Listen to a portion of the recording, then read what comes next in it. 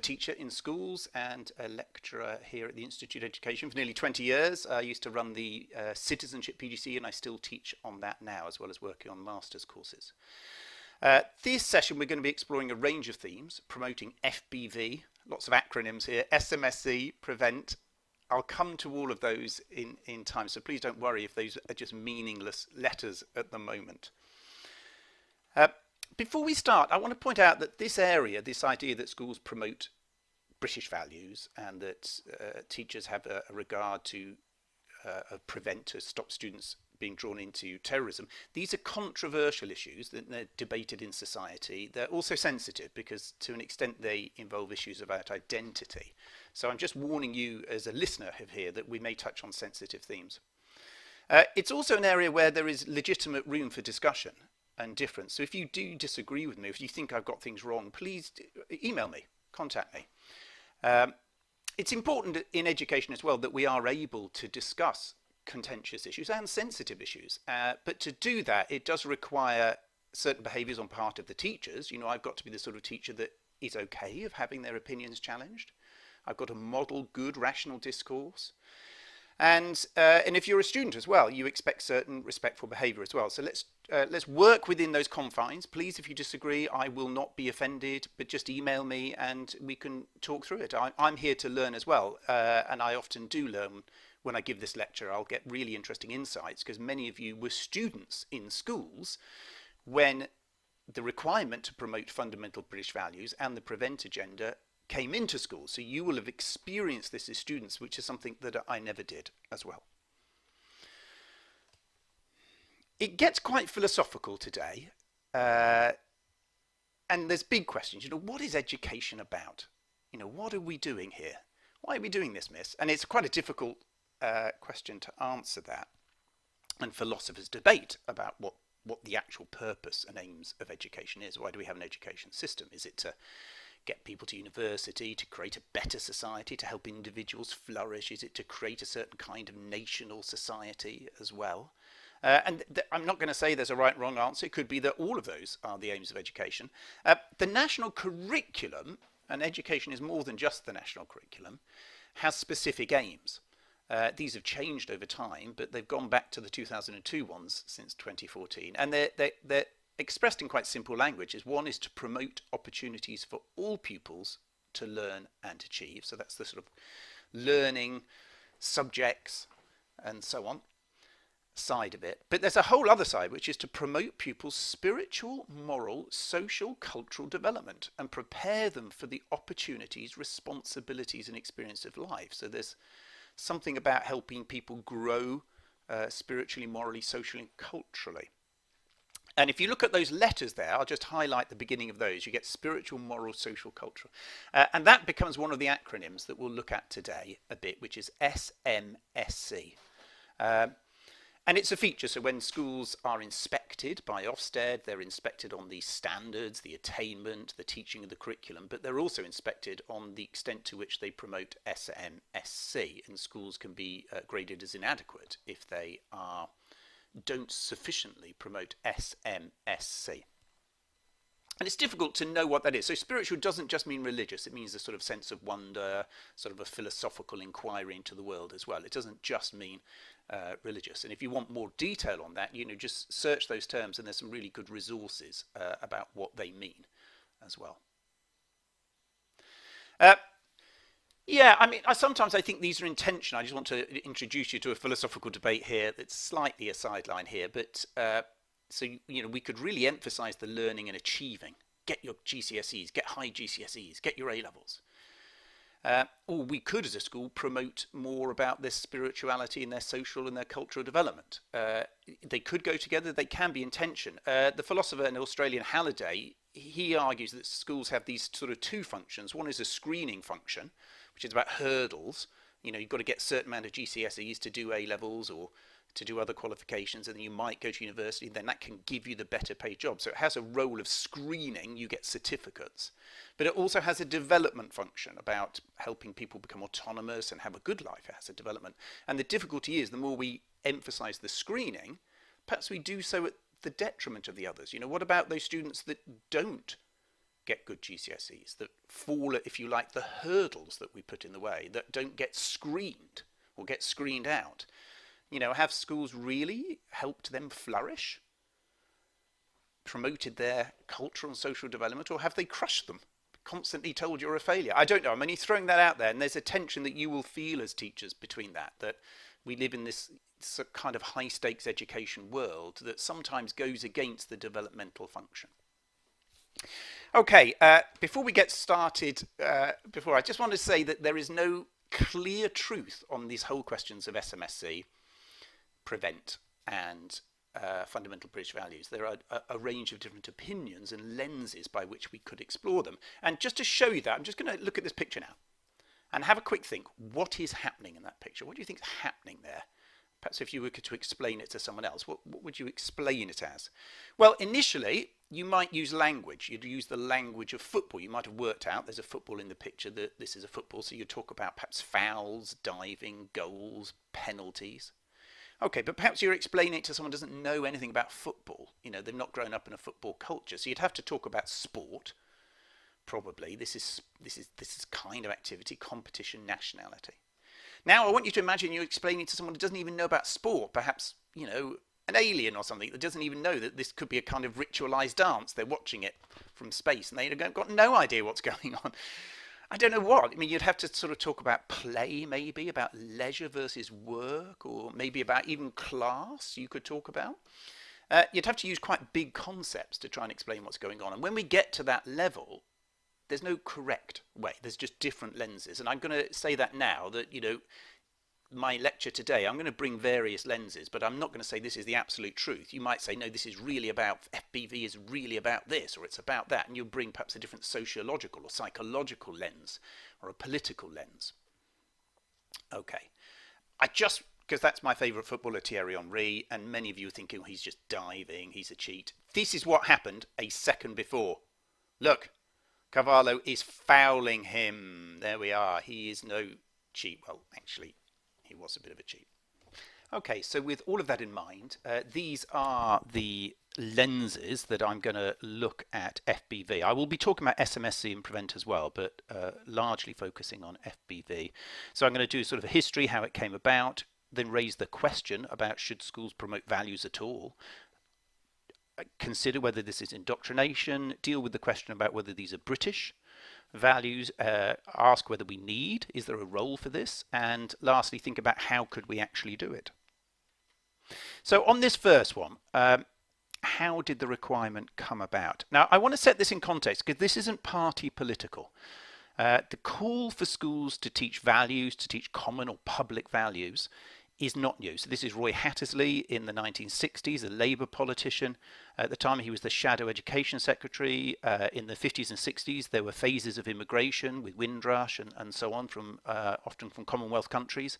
And he would like to remind parents of their new obligations in Britain. It is essential to teach these children basic British customs, basic British habits, and if one likes, basic British prejudices.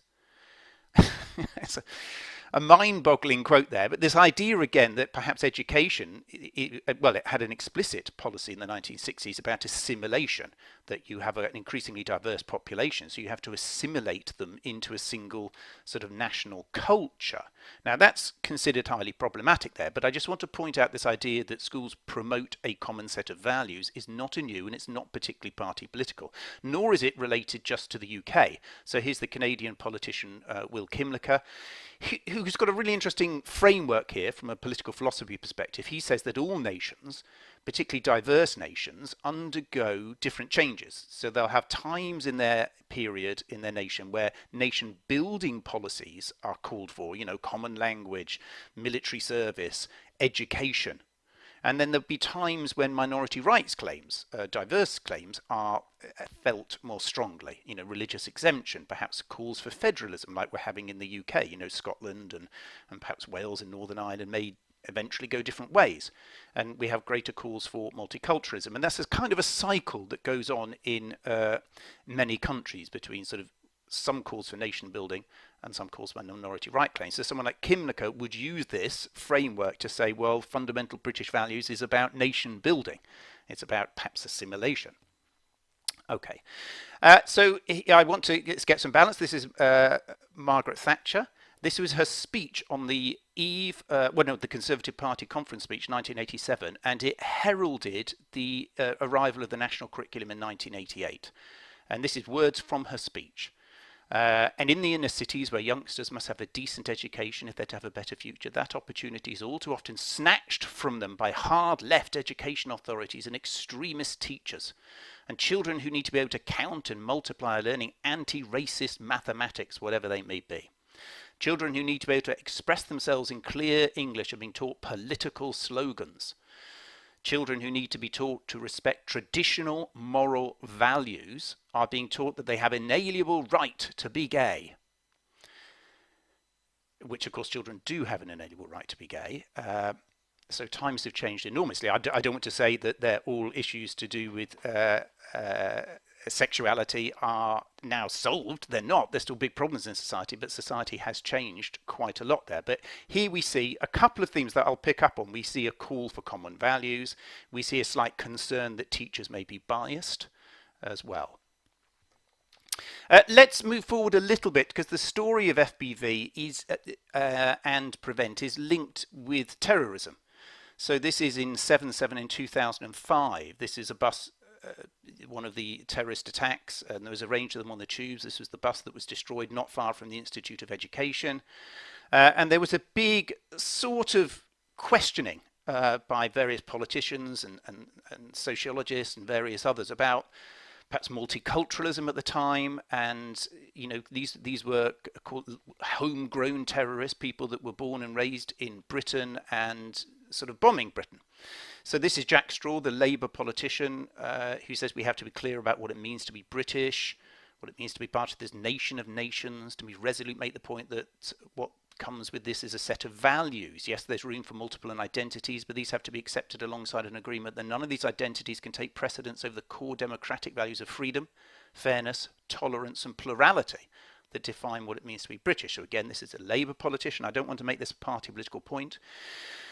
The term fundamental British values first occurs in the contest document. This says 2011 there, but it first appeared in 2006 as a response to the 7/7 terrorist attacks in 2005. And it had 4 Ps. So the counterterrorism strategy contest was going to try and prevent, pursue, protect, and prepare. And in this document, it tries to define extremism, and it does so extremism. It does so in relation to people that reject the fundamental British values of, and states them, democracy, and so on, which I'll come to in a bit. So nothing really happened in education after that document. The 2010 election that saw the coalition government elected, it was interesting because there were quite a few teachers who were members of political parties that stood in that election. And in fact, there were members of the British National Party that stood in that election. And immediately after Michael Gove, the Education Secretary, he said, we need new powers for heads to dismiss teachers who were members of groups with extremist tenor. And that was interesting because so many schools dismissed teachers who stood for the British National Party, and there were various industrial tribunals on that. But the argument went that this went against the school's values. The school has a publicly set of values that are clear on their website about inclusion, commitment to diversity, and so on. And by standing as a member of Parliament, to be a member of Parliament for the BNP, you are explicitly signing up to a different set of values that are contradictory with the values of the school, and the argument would be therefore that it's not appropriate for you to teach at this school. That would be the argument. Then that was upheld, but that was down for schools. So there was an interesting idea that perhaps we needed another mechanism. So lo and behold, the following year, we see the updated teacher standards, and these are still the teacher standards that you will get to know in a lot of detail this year. So part 1 is all about the sort of standards you need to meet in terms of teaching and learning, and part 2 is about your professional conduct, personal and professional. Teachers uphold public trust in the profession and maintain high standards of ethics and behaviour within and outside the school. There we are. by showing tolerance and respect for the rights for others and not undermining fundamental British values, including democracy, the rule of law, individual liberty, mutual respect and tolerance of those with different faiths and beliefs. Okay, so that was the first time we'd seen in the world of education that this term FBV had been introduced, and it's still there today in the teaching standards. And part of this is the idea that you didn't want teachers perhaps with extreme views entering the profession, and so on. I'm just throwing in a little bit there because it's this idea that teaching your behaviour outside the school could lose you your job or is important in your behaviour inside the school is an interesting one. I will discuss it a bit further. But around this time, one of my ex-students, a citizenship teacher, Benedict Garrett, who went on to be in one of the series of Big Brothers, was sacked from school. It turns out he was a very good teacher.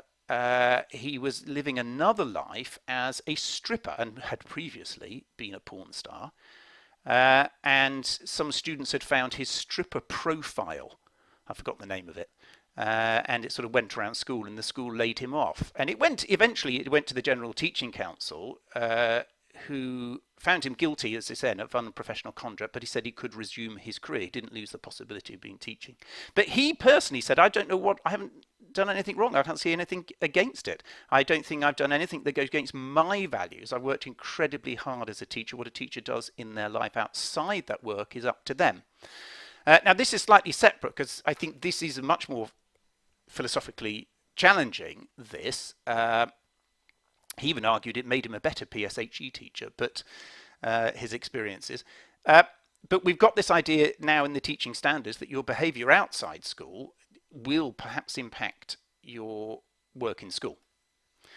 And that's also a lesson I recommend all teachers is you perhaps need to make sure that things like your Facebook profile aren't as public as they used to be, because students will search for you online, and it's just so many ex-teachers now have, they just change their name or have pseudonyms because it is a bit difficult because your outside life will get sometimes called into your teaching life as well.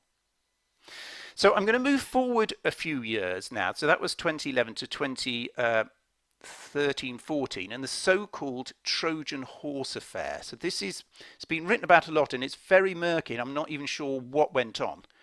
But there was a perception in schools in Birmingham that some schools, they were putting Muslim governors into some schools with the view that the school would perhaps become more Islamic. This was the idea, and it was called the Trojan horse affair from Greek wars, where they hid soldiers in a horse, left it outside a fortified building, and they went in, and then at night they had... Anyway, that you can look that up. But this is idea that they were using governors as a way to changing perhaps the ethos and values and teaching of the school. It's not even clear that any of that went on. It could have been entirely fabricated, and I don't want to get involved in the rights and wrong on that, but I'm just saying that was the trigger for a debate between the Education Secretary, Michael Gove, and the then Home Secretary, Theresa May. And I've got a clip there that you can look, just the news coverage at the time, and both of them were arguing that it was up to the other to do more about countering extremism. Now, as a result of that, suddenly, overnight, the Ofsted inspection framework, which is often tinkered with every year, it's a handbook that this is what Ofsted inspectors are going to look at when they come to visit schools. And for the first time, it was almost unannounced. They just said inspectors should consider how well leadership and management ensure that the curriculum actively promotes the fundamental British values of democracy, rule of law, individual liberty, mutual respect, tolerance of those with different faiths and beliefs. That was news to school because no one had told schools that they had to promote those values. And suddenly they were going to be inspected on the extent to which they did. So there was something of an uproar, and then the government hastily published this document in November. You can see after September, a document saying promoting fundamental British values as part of SMSC in schools. So we saw that the aims of the curriculum are that schools must develop pupils' spiritual, moral, social, cultural development, SMSC. And then they published this document saying that actually as part of that, it's now a requirement that you promote fundamental British values. So that was used as the lever I mean, it's still a quasi-legal issue there if any went to a court here, because in theory you should pass legislation saying that schools are now required to promote fundamental British values. But instead of doing that, they used the existing legislation that schools must promote SMSC and then just put a document arguing that that now includes FBV. So it's an interesting one there. So they published that guidance. Interestingly, the guidance is not just that you just tell pupils these are now your values. For example, you have to look at the strengths and advantages of democracy. You ensure that pupils have a voice that's listened to. You demonstrate how democracy works by actively promoting democratic processes. Use opportunities as general and local elections to hold mock elections. I mean, you could use this requirement to make a radically democratic school and say, well, we're promoting fundamental British values. We're making our school as democratic as it can be. Okay, so it gives you some guidance in that document about how you might do it. The following year, another duty landed on school, and this was the prevent duty that affects not just schools but anyone looking after or having work with young people, and all local authorities as well, that in the exercise of your function that schools have to have a due regard to the need to prevent people from being drawn into terrorism. Okay, so one is about promoting fundamental British values, and this is different. This is now more explicitly a counter-terrorism measure trying to prevent what's called violent extremism. Okay. There's been a lot of inset in school, in-service education and training, or CPD, continuing professional development in school. So lots of teachers will have had training on this. It may be that when you go to your school, they will have some top-up training on prevent. They may not, because it's slightly dated now. It's also under review, the prevent duty. I'll come to that a bit later. But in short, if you have concerns that a pupil is being kind of radicalized in a dangerous way, okay, that you have a duty to then report that to the school's prevent officer, and the school prevent officer will make a decision about whether to go up to the local authority level and so on. There is a good training package. If you just type in schools prevent training, it's online, takes you 45 minutes, you get a nice little certificate at the end. I found it quite interesting. It's got interesting case studies and so on. So I would recommend you all do prevent training. Just to bring you up to date, the whole prevent agenda is now under review. It's been labelled a toxic brand by some and been divisive. It's not been popular with teachers that argue that it sort of puts them in the role of a kind of spying on children and then passing on information, and that's not what they entered education for. In fact, the unions argued at the time we didn't really need a prevent agenda because teachers do have a duty of care for pupils, and if you're worried about the welfare, that student's life is in danger, that you do have a duty of care to sort of pass on information and to act in the best interest of the child, and that actually would include the prevent. If you're worried about a student being radicalized in a way that is very harmful, then that comes under your duty of care. We don't need a separate prevent duty. Anyway, so it's currently under review. That will land, I think, sometime this year. It's already been considered controversial. There was a draft of it leaked in The Guardian last year, and it seems to suggest that there's concern that it's now the prevent agenda is pursuing right-wing extremism perhaps too much and needs to refocus again on Islamic extremism. I'm just saying that's what The Guardian reported. I don't want to get involved in that, but that will land sometime this year. That's William Shawcross who's doing the review. So just in terms of prevent, the recent statistics are for 20 to 21, and there were 4,900 referrals. That's gone down. Some of that may be down because of COVID as well, but this is what happens. So a school there's education, so 25% of referrals are in education. You might refer it to the school prevent officer, who then might refer it to local education team, who then might do things like signpost or then push it forward to the channel panel, which is then the person may have to undergo a sort of kind of counter-terrorism program. So this is where the referrals come from. You can see the police education is 25% of the referrals. It's gone down. This is data over time.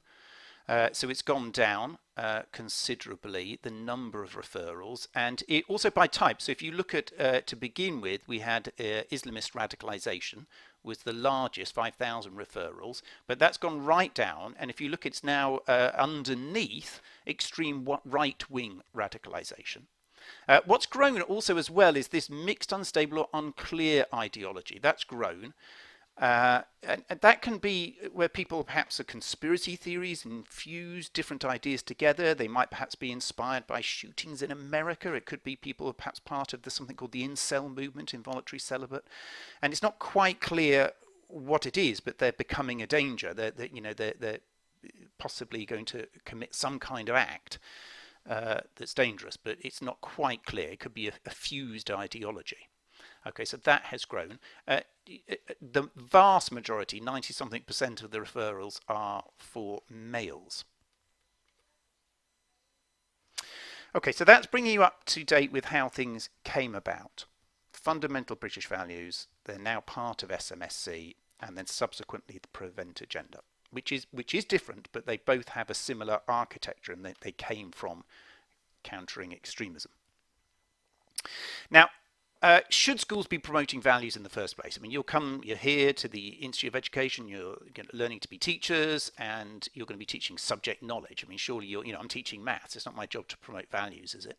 Okay, so I'm just going to explore that question because it's an interesting philosophical question, and it may be that you object to this. So here's a strong objection from Karl Barita in 1973, a society that granted individuals the right to live according to their own values, but did not grant them the right to raise their children according to those values, would not be a free society. It would only be a society in which individual liberty was strangled slowly instead of abruptly. So he argued that schools should stay away completely about values. He gives a powerful case. Imagine you hired a piano teacher for your children. You're at home and they're teaching the piano. They come around for a lesson, you cook dinner, you come in and the piano stopped playing for a bit, and you listen at the door and you hear the piano teacher saying to your child, no, you've got to be tougher, you've got to stand up to bullies, no, punch him in the face, no, go on, no, you'll get nowhere in life if you just nod your head. You'd open the door and you think, whoa, I'm paying you to teach the piano here. I'm not paying you, I'll do the raising the children, I'll do the values, you do the piano. So Barita's coming from that side, that schools, you do the knowledge, let parents do the values. Okay. What are values? I'm using this word. It's a very vague term, but here we are. We've got one from Williams here, criteria for judgment, preference and choice. So deep down, there are things that perhaps drive us towards different choices, decisions, actions in life, and those are our values. They're your preference or your choices. Also, they might make you say this is right, this is wrong. So deep down, you have a set of values, and that affects both your actions and also your deliberations on right and wrong. So you might exercise because you value health and fitness and so on. Okay, just to know that we've got two elements of those, the right and wrong in your behaviour. And Michael Hand says that full commitment has those two components. So you might have a tendency to act one way and a belief that that's what you should do. And that's when you have full commitment. Because often, I might say, oh, I value the environment. I might say that, but there I'm still around driving my diesel car, taking loads of endless takeaways. And you think, well, you're saying that, so you might have to think that it's right, B, but you're not acting that way, A. So you need sort of both, really, to have full commitment. You both need a value should be inherent in your action as well as in what you say. And that's an interesting question for schools. So Michael Hand argues that schools need to not only encourage a set of values, but also discuss why they are worth having, make the arguments that these are important values to have. You need both the sort of intellectual and also the behavioural aspects as well. It's also a slight problem, as we'll come to a little bit later in schools, because schools might be doing the B, democracy is very important, whereas the school isn't A, democratic at all. In fact, it's profoundly undemocratic. Okay. Just to talk a bit more about values. So should schools promote them? Well, there are different kinds of values. You can categorize them in different ways. One of them is this sort of personal arbitrary, that you might prefer exercise, someone doesn't. You might be motivated by money, another person isn't. One might want to read more. Those are personally and arbitrary, and most people would say it would be wrong of schools to inculcate those values, because those are, it's up to you. Then you have a set of professional values that you would need for an organization, perhaps even a school needs. They need a set of values that you would help to encourage in a school for the school to run as a professional organisation. As the functioning of a body, you'll need to have a set of school rules and values. And then we move on to this distinction sometimes between personal and public values. Does society need a set of common values, of democracy, of tolerance, of difference, of being respectful? Okay, and maybe then schools have a role to promote those set of public values. Perhaps the kind of government you have, a liberal democratic government, inherently is built around a set of values. Okay, so I'm going to explore that a little bit. Just to say, here we got the National Curriculum Council arguing ages ago that teachers are inherently, it's all right, Carl Burita saying schools shouldn't promote values, but the way you act as a teacher is promoting values. The way you dress, the sort of the behavior you expect in classrooms is encouraging a set of values inherently. We see the counter to that. There's a basketball player, Charles Barkley. I'm not a role model. Just because I dunk a basketball doesn't mean I should raise your kids. But that argument doesn't work so well in education, where to an extent you are raising the kids. That you are a role model, you are a moral agent, and you yourself have a set of values. Schools also can't help but bring about change because it's the primary means of socialization of children. As children, they'll go to the first sort of institution that they go to. And as such, there's a whole, what was often called the hidden curriculum, where regardless of what you taught, children are learning a set of values from the way that the school is organized. Not all of that is positive. You might learn about gender roles, and it might be very different from the taught curriculum, but you're learning that in the playground, you're learning from that in the way perhaps teachers behave as well. You're learning about gender, you're learning about class. People like Michael Foucault, the sociologist, have said that schools teach about surveillance and control, that you're going to be judged, you're going to be measured, you're going to be ranked. If you step outside, you'll be punished. And this is the time that you internalize these hidden values of state control. Anyway, there's a lot there. So this idea that schools shouldn't teach values is problematic because inherently they will teach a set of values, and you might as well then make that explicit as well. So here's an argument from Paulo Freire, the Brazilian educator who wrote the seminal book The Pedagogy of the Oppressed, and he says there's no such thing as neutral education process. This idea that you're just teaching neutral knowledge. Education either functions as an instrument that is used to facilitate the integration of the younger generation into the logic of the present system and bring about conformity to it. So in other words, it either perpetuates the status quo. You could indoctrinate in some countries to bring about the state is good, don't question it. In other words, you're either justifying the logic of the present system, or it becomes the practice of freedom, the means by which men and women deal critically and creatively with reality and discover how to participate in the transformation of the world. So we're either encouraging people to question the world and to change it, or initiating them into the status quo. And it's not neutral. Either way, that's a value system inherent in it. Okay, just to get back to the Carl Burita argument a little bit and then relate it to British values. So non-liberal states, so perhaps religious theocracies or some form of communitarian governments, the state has a much bigger role in the good life. You have to perhaps pray this way. You have to dress this way. This is what the good life is. So the state is having a much stronger role in saying what is right and what is wrong and how to live.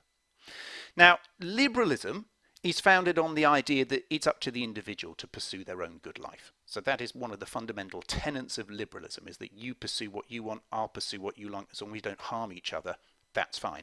Now, political liberalism, the state, or the school in this case, stays right out of values. It doesn't have any role on what a good life is. The state is just like a referee between different groups, if you like. And the state does not have a role in promoting a conception of what a good life is, what is right and wrong.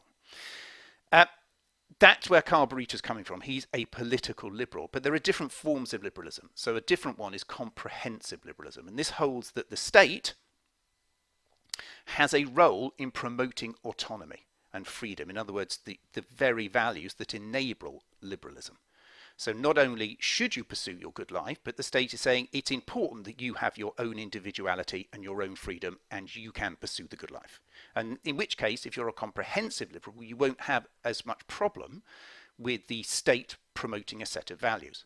So I'm just going to give you a quick thought experiment on a very famous case that sort of brings this out in the United States. This is the state of Wisconsin versus the family Yoder in 1972. At the time, state education in the US was compulsory to 18.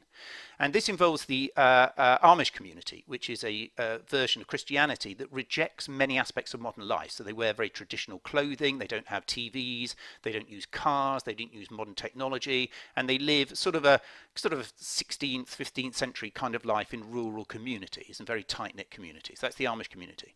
They argued that if their child went to state school, they would be mixing with other children, and it would mean they could no longer be in the Amish community. That would, and that fundamentally breached their right to religious life. So it went to a court case, should they have compulsory education till 18, or should the child be able to be taken out of education and just grow up in the Yoder community? So I'll get you to think here. If you were on the Supreme Court of the USA, would you decide on the role of Wisconsin? The child should be in school, have compulsory education, or would you decide in favour of Yoder, the family of Yoder, that they can withdraw? Well, it's an interesting case. Just to let you know, they found in favour of the family, but the child had to stay in education until 14 and could be withdrawn. But since then, you've had there's more private schools, and also the right to home educators grown enormously in the US. Okay. But fundamentally, we've got this different views here. One is the state is just a referee. Yoder family, you can do whatever you like. Other people can do whatever you like, and we're just a referee. Whereas comprehensive liberalism would object. So the people that objected to that and said that the state should intervene would argue that actually no, it should be the young child's choice to be in the Yoder community or not. They need to have an education, and they can make that decision. To impose that in the same way that perhaps imposing things like female genital mutilization as cultural practice, you can't say the state should be neutral here. That goes against sort of principles of children's rights and autonomy. And, we should be teaching that those things are wrong. We're not a neutral referee. What we want is to hold autonomy and freedom. So people like Feinberg have argued that schools are about creating this right to an open future, that children should have an open future, that you can try and pursue your own different dreams. Okay, so that's a comprehensive liberalism. And education then should help to develop autonomy and encourage attitudes that enable diversity and discourage attitudes that limit the freedom of others. In other words, promoting a set of values is important because it enables autonomy, and that's the role of the state. So a whistle-stop tour through political philosophy there, but I think there is an argument you can make that the promotion of this set of values, let's ignore the fact that they're British values, but this set of values is consistent with the version of comprehensive liberalism, that we need a set of values that enables diversity to flourish. Diversity can only flourish if we encourage it. Okay, so on to the next shorter discussion this time. Is this indoctrination? You didn't sign up to be teachers to indoctrinate, I assume. You don't turn pupils come in the class, write down, these are now your values, whatever values you had before, these are now your values. That's not what you're about, is it? Surely.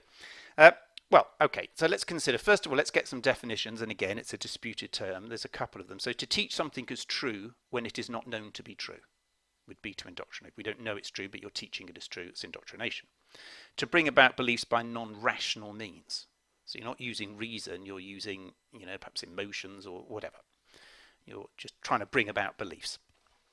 Okay, so there's two different definitions, and just to bear that in mind, that second one is that, whatever we do, we should be using reason.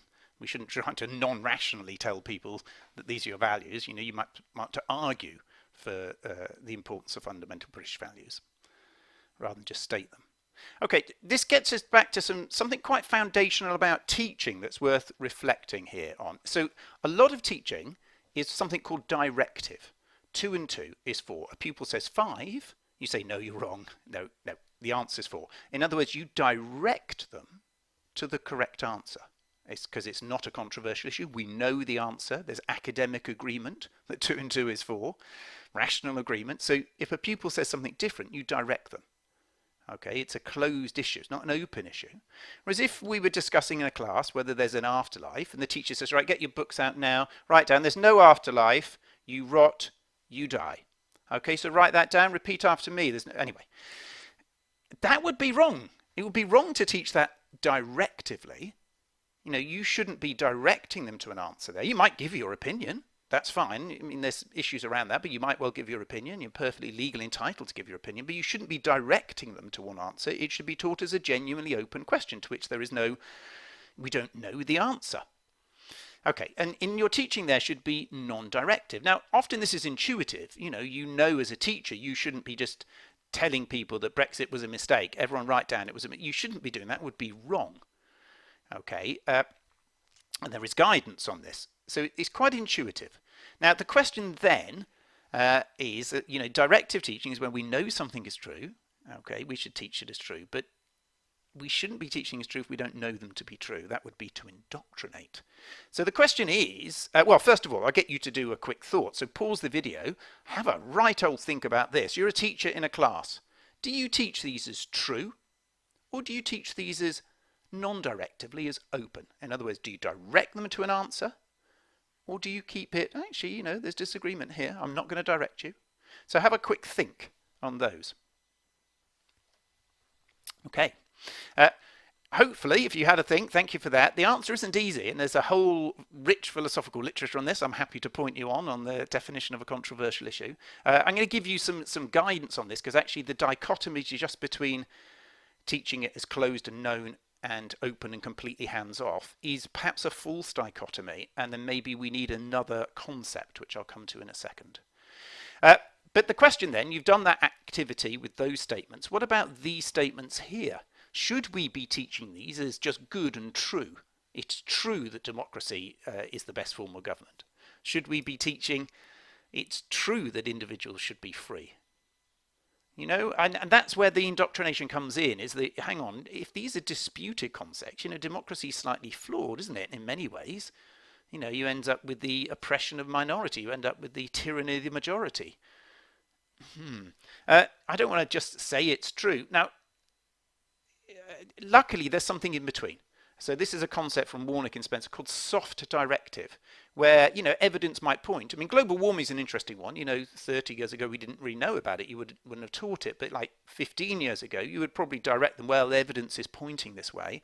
And it becomes stronger and stronger, such that now you would probably teach it as closed. Yes, we know that it's caused by humans. Activity. It's both happening and caused by humans. So you would teach that aspect as closed. You might teach about how do we deal with it as more open, because there are different arguments there. But the idea here is that there's something called softly directive, which is not that you just say it's a fact, but you say the evidence points this way. There are the strong reasons to believe this. You acknowledge a level of fallibilism, but you're explicit in endorsement. So you are directing. You're not just giving your opinion as one amongst many. You're endorsing, but you're endorsing in a way that is discursive. Now, without realizing it, the sort of guidance for promoting fundamental British values as part of SMSC, I looked at this earlier, but they sort of have this in mind, because they ask teachers to explore the advantages and disadvantages of democracy. In other words, that you would argue for it. And this is the point, I think, again, if we go back to Michael Hand's idea of full moral commitment, is not only that you encourage certain behaviours, but you have to have rational consent. I think that autonomy and individual liberty and freedom are worth arguing and defending for. One person's freedom to practice their religion comes precisely at the same cost of them not imposing their religion on me. It's the same freedom. We can pursue our own goals. You shouldn't be telling me or forcing your goals on me, and I won't force my goals on you. It's the same principle of human autonomy. That's worth arguing for. Softly. So is it indoctrination? Well, I think if you accept that we are living in a liberal democracy, and you accept that argument of comprehensive liberalism that is founded on a set of principles of human autonomy and freedom to pursue your own goals, then I think there is an argument that the state has a role to softly direct there, because the rational arguments point towards these things. So I wouldn't count it as indoctrination. It could be indoctrination if it was done in just showed people endless pictures of sort of Union Jacks and make them sing the national anthem. That would be persuading people of things by non-rational means. So I think it could be indoctrinatory, but it could also be done in a way that is softly directive, and I think ethically sound, because the reasons point that way. It can also be advantageous for teachers. So recently the government have published some guidance on political impartiality. This is about teachers It's important you are politically neutral on, genuinely political debates. It's a bit of a clumsy document. I'm not quite sure why it's there. It could be it's about a new culture war education. You're seeing this in America. They're teaching sort of radical ideas in schools, and we need Republicans to sort it out. And I'm a bit worried about that. But anyway, the guidance is there. But actually, sometimes teachers didn't feel secure what they should do if people are saying homophobic things in schools. 10 years ago or 20 years ago, when you had still Section 28 was in existence, you'll learn about that. Teachers, couldn't promote homosexuality as an accepted or pretended family lifestyle, or the wording similar to that, and it was highly problematic, and teachers still felt unsure about what they should do. Actually, this gives you a nice set of values from which you can teach, so that if students are saying things that are offensive, you can think, actually, yes, I should be countering that. I have a duty to counter those offensive views because part of my role is to promote the set of values. So I think it can be quite useful for the teacher. Schools have always had their own values as well, that you'll need to for the functioning of running of school. It would be, it's important that people have access to education on free and fair terms, and it's very important. So schools will always make sure that you have principles of equality and inclusion at the heart of education, and those are values that are right and worth arguing for. So the next question is, are these fundamental British values? FBV, I keep talking about these are the values of a particular kind of governance, which is liberal democracy, of which there are many liberal democratic countries in the world, and they're fundamental to it. They're not just British. Now, this term British has caused a lot of issues, so the research on teachers suggests that this is the problematic term. And in fact, including the term British could be seen to be going back to those old days of assimilation. It's about perhaps minorities being assimilated into a British culture, and that could be quite divisive. Or perhaps there's an assumption that people who weren't born in Britain don't have these values, and it's important that education teaches them. So it's a problematic term, and it's the term that is objected to. I'm not going to defend this because I think it's highly problematic, but I'm just going to give you a line of defense for what I think maybe they were thinking about. I don't really know. So clearly, Britain didn't invent democracy. These are fundamental British values. Well, hang on a minute. I'm Greek, you might say. These aren't British values. You don't own them in that sense. And I think you could say, well, no, it's not about that we own them. It's that these are the values that apply in Britain. These are British values, in the same way that different countries will have different speed laws on motorways. Okay, we're not saying when we say these are the British speed laws, we're not saying we invented the speed laws. Technically, Britain did. We were the first country to have them. But anyway, we're not saying that Britain invented speed laws. We're saying that in this country, these are the speed laws. These are the British speed laws. In the same way, these are fundamental British values. So we're not necessarily saying that they invented them, but these are the values that apply. I think that was the idea. I'm not sure. It certainly hasn't had that impact, and certainly the teaching community by and large find that problematic. And what we find is that here we are. So this is research by the Institute's Carol Vincent. It's problematic. They spoke to a head teacher of a majority Muslim school. They felt that their school would be inspected in a very different way when you're looking for fundamental British values than other schools. There would be a much closer scrutiny there. Some teachers were supportive in her research, mainly from white British schools, that actually there are problematic attitudes coming from the home life of children, and actually they do need challenging in the institution of school. Some schools were just making stuff up. Some schools merged it with their own values as well, which I think is a good idea. The only problem with that is Ofsted wants pupils to know that these are fundamental British. They don't want them, they need that language in use, which I find problematic. And some schools, particularly primary schools, tend to just merge it with British identity. So they'll have boards as you go in with pictures of the Union Jack and Big Ben as if they're promoting some kind of cultural identity, not just a set of values. Here we are. What does it mean to be British? And this is problematic. Okay, there was a debate about this in sort of post 7/7 about whether we need to teach Britishness in schools, and that was rejected by the Ejegbo report. The former teacher, head teacher of Deptford Green, rejected that.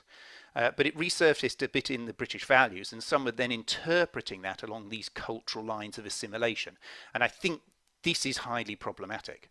This is something that I think schools should stay way clear of, and it's not required.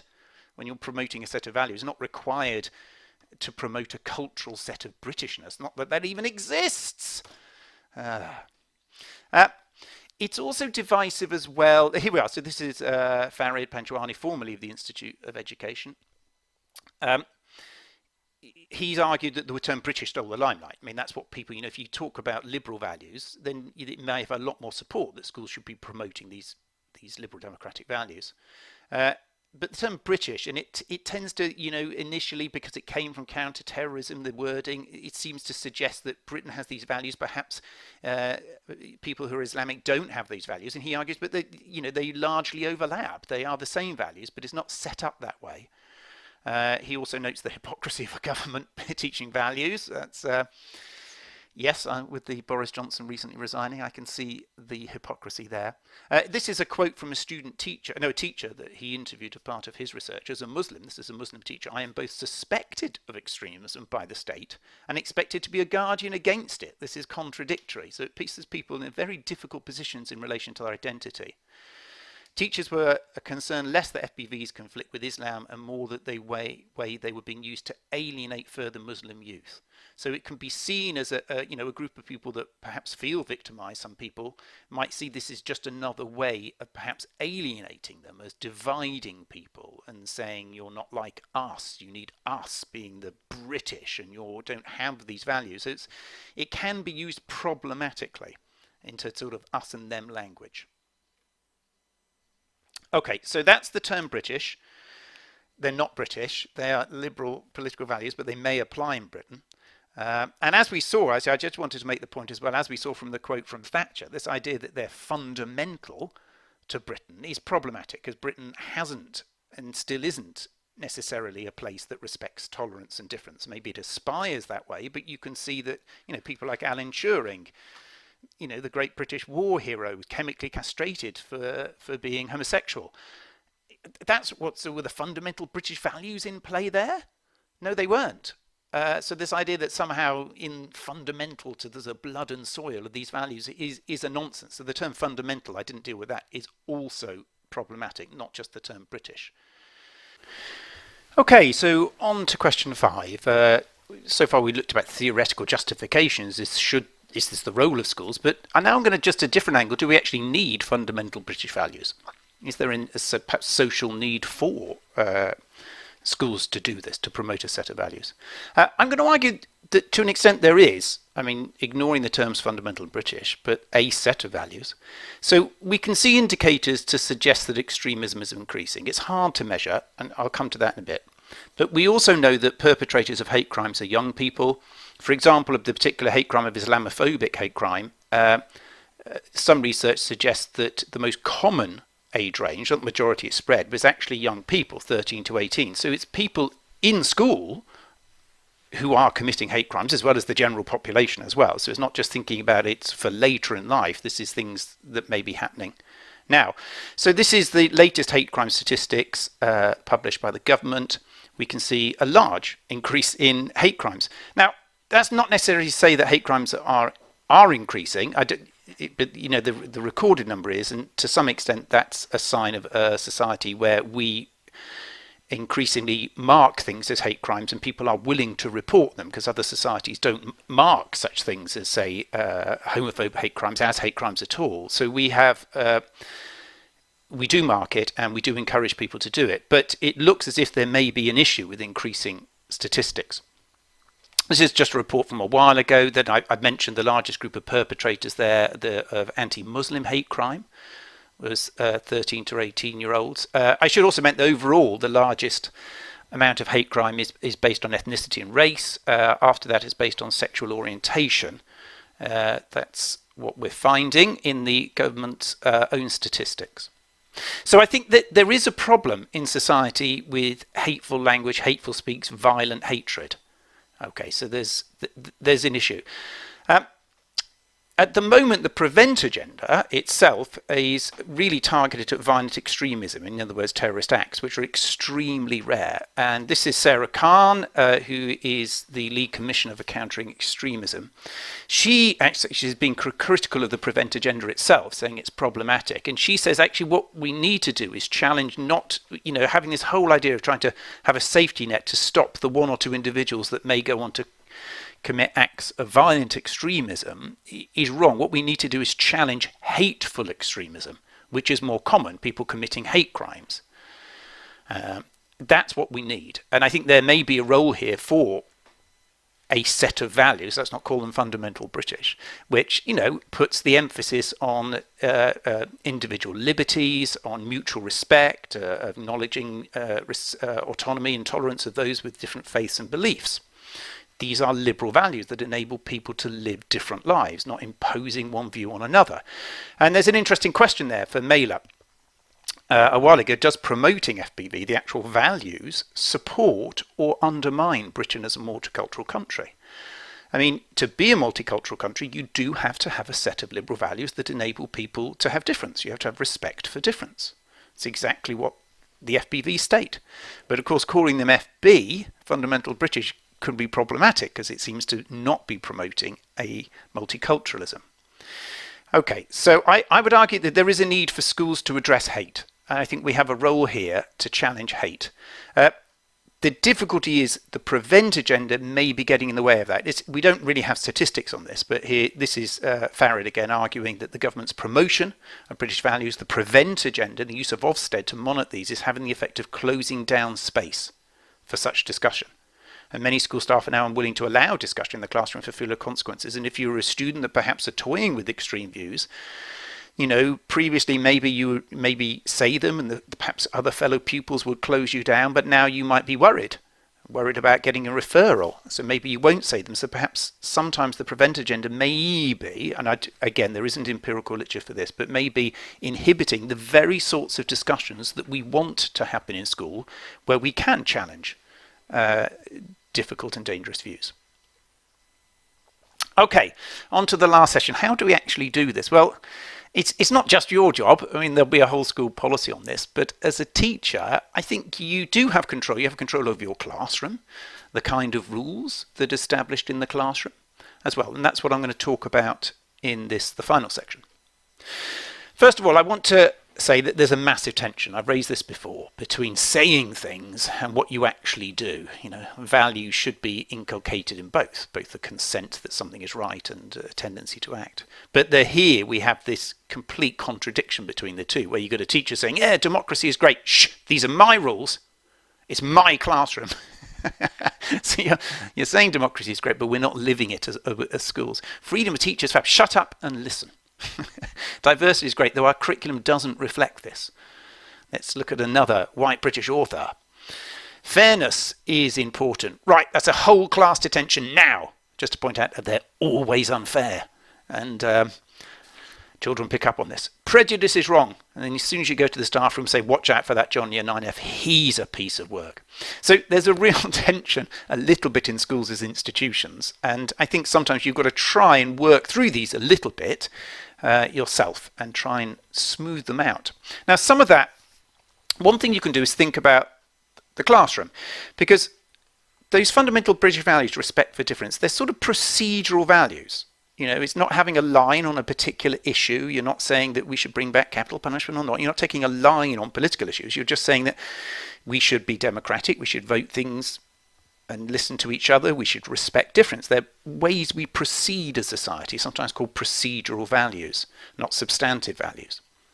There's a debate there. But of course, classrooms need procedural values as well. You need sort of ground rules is one way of doing it. Here we are, that perhaps you set out and emerge over time as a teacher that you'll either informally or formally have a set of class rules. And sometimes the promotion of fundamental British values is actually just the working together and enforcing and getting the rules established in your class. In other words, a set of procedural values that people come to realise is good. Now, respect is one of those, often. Be respectful towards others. You'd want a classroom where people are respectful. I'm just going to do a little dive, because there's an interesting one, into different kinds of respect. So Hudson outlines 3. If we want pupils to be respectful, what kind of respect we want? Now, evaluative respect is on the basis of their achievements. I might respect Roger Federer's backhand because it's amazing, but I'm not going to respect every tennis player. I respect Thierry Henry. I'm not going to respect every tennis player, footballer. Okay, you have to earn it. Now, obstacle respect is the second one. That's where you say, "Oh, be careful of the sea. Give the respect to your opposition." In other words, be respectful for something that might thwart your plans, get in your way.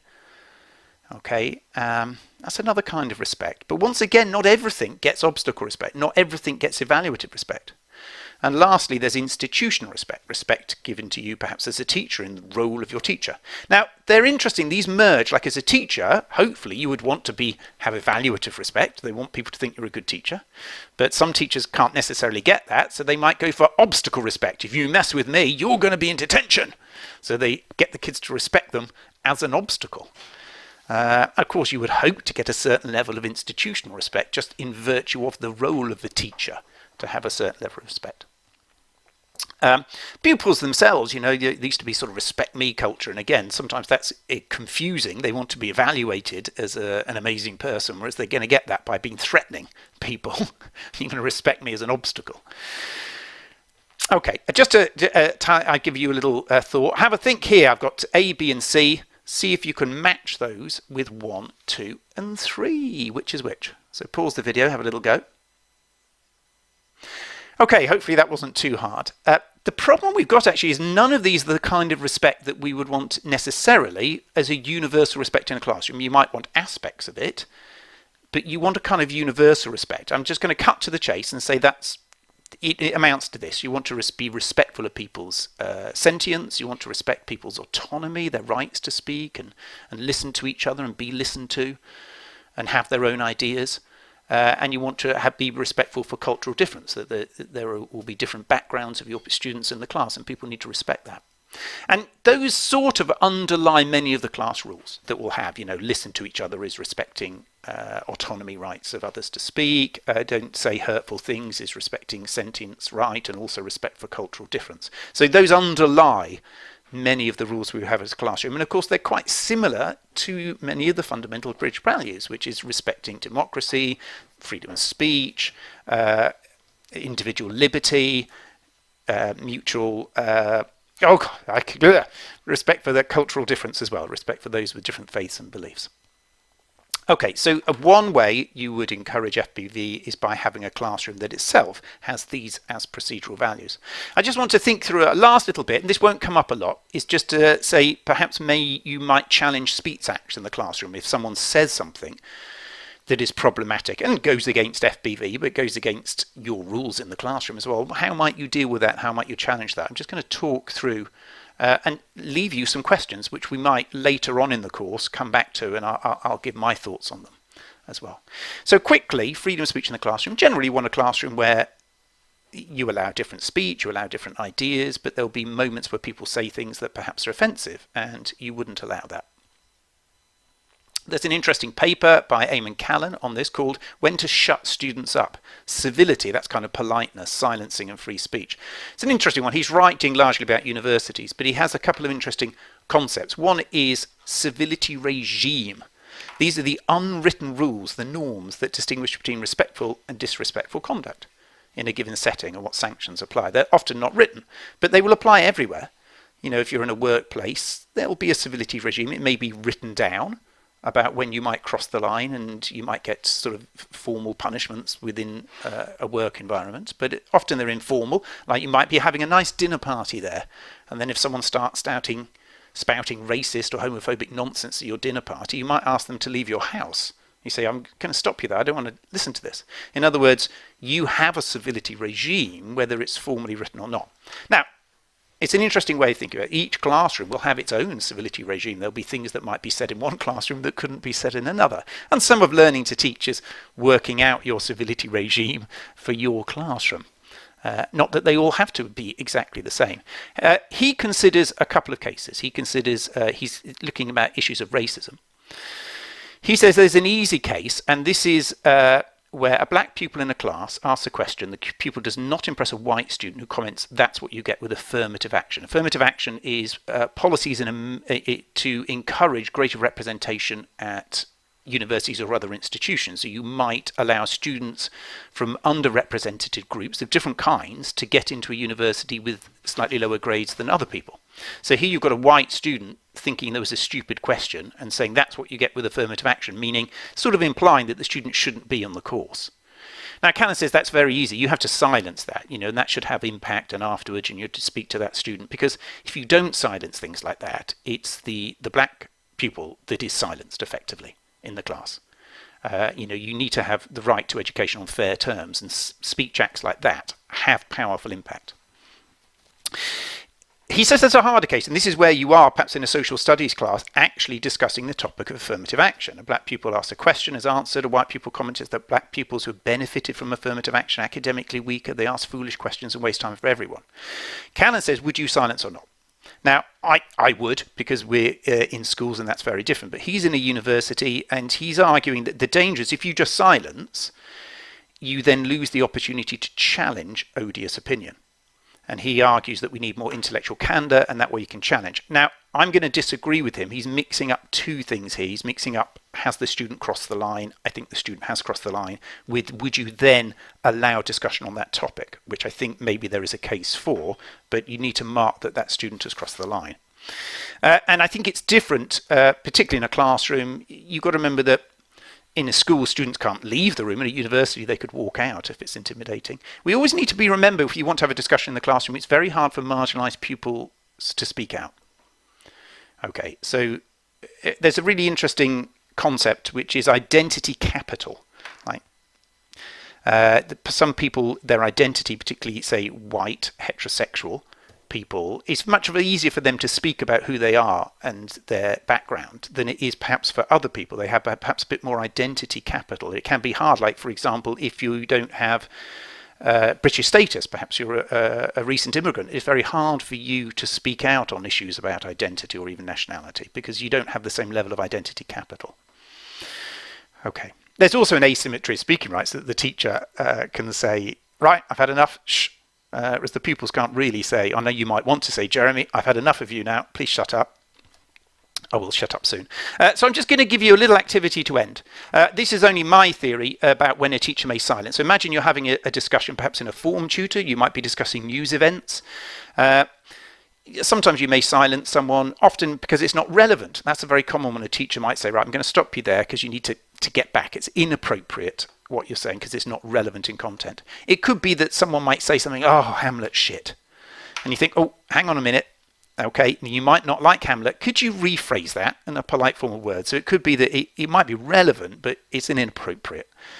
It could be sometimes, this happens more in primary schools because there might be like a child may have lost their parent recently from cancer and another student starts talking about cancer. You might stop it because there are very local reasons why a particular speech might be problematic, so you might silence. But I'm more interested in D, and D is, this is where a student says something that could be very offensive, might be intimidating, could make other students uncomfortable, and I would say, well, that's an unacceptable comment that you said there. So that's my criteria. There are three different things as a teacher that go on, and sometimes you sort of slow them down and think about it. First of all, has a student said something that's crossed my line, broken my civility regime, or my explicit classroom rules, or the fundamental British values? Have they crossed it? So knowing where that line is. The second thing is how you draw that. Because, in other words, do you say, right, that's enough? Or, your tone, the way you say it. And that might depend a lot on context, whether the student said things like that before, or whether they might have said it clumsily. They might not, whether there's intent. So you might have quiet words. You might publicly draw the line. And then the question of whether you discuss it or not. If someone says something problematic, you might then say why it's problematic. So you might allow the discussion to carry on, or you might just say, right, we're not talking about that. We'll come back to that another time, or I'll have a word with you after class, or something like that. Okay, so these aren't easy, and I don't want to, because often teaching, these are rare things that will come up. They won't come up, but very often, but it's useful just to slow it down and think there's three things going on here. Have they crossed a line? How am I going to indicate the line's been crossed? Do we carry on discussing? Okay. And I'm just going to leave you with some things. So what would you yourself do? So we'll probably pick up this as you start the course. We might have a short sort of session at the beginning of one of them, and I'll talk through my own thoughts on this. Imagine a pupil said wind power is okay. Imagine the topic was wind power, so they're always relevant to the topic. What do you do with that? What would you say? How would you say that's acceptable or not? Another pupil says, but we came from apes, so the Bible is simply wrong. Okay, would you say that's inappropriate? Is it unacceptable? Is it okay? Would you mark it? Would you close down the discussion? Just have a think about that. The next one, women in short... Oh, gosh, sorry, I'm mixing up my... Women in short skirts should expect trouble. Okay, so just have a think. Is that okay, inappropriate, unacceptable? Would you mark it? America deserved 9/11. Okay, and once again, just have a think through those. And lastly, people who live here should be required to learn English. Okay. Right, so that's some questions for you. Perhaps we'll come back and discuss those as the course starts. Okay, so I'm wrapping up now. Hopefully you know a bit more about FBV, SMSC and PREVENT. These are controversial issues and they are contested, and different teachers that you will speak to will have different views on all of these things as well. I've tried to sort of introduce you to some of the philosophical and educational issues that they throw up, and argued to an extent that some of the values underlying the FBV are things that perhaps schools should promote. The terminology is problematic. If you've got any issues, please email me, and I'm happy to discuss these things, and hopefully we'll get a chance at some point to discuss them on the course. So good luck, thank you for choosing teaching, and I hope you have a really good year.